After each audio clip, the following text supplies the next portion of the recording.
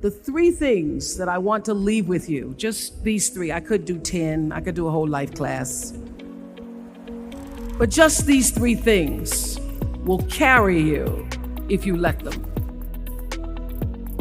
First and foremost, knowing who you are.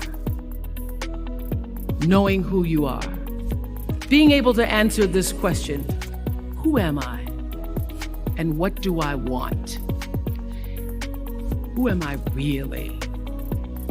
My answer is I am God's child. I am that which is born of all that is.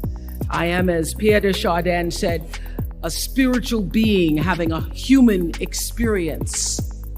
Come trailing the breath of the ancestors yet, but trailing the breath of the angels, and understanding that because I am connected to the source of all that is possible for me.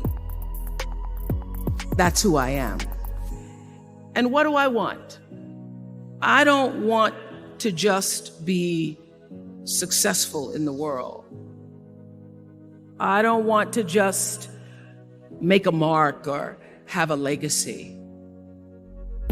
The answer to that question for me is I want to fulfill the highest, truest expression of myself as a human being.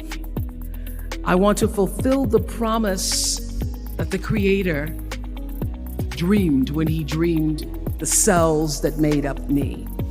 What do I want? You must have some kind of vision for your life.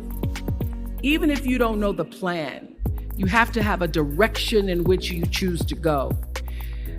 What I've learned is that's a great metaphor for life. You want to be in the driver's seat of your own life, because if you're not, life will drive you. So, knowing who you really are in this space and time that we embody. That's number one. What do you want? Who are you? Number two, you must find a way to serve.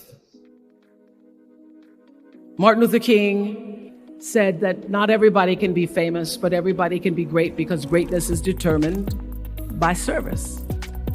Now, we live in a world where everybody wants to be famous and where we admire people for just being famous.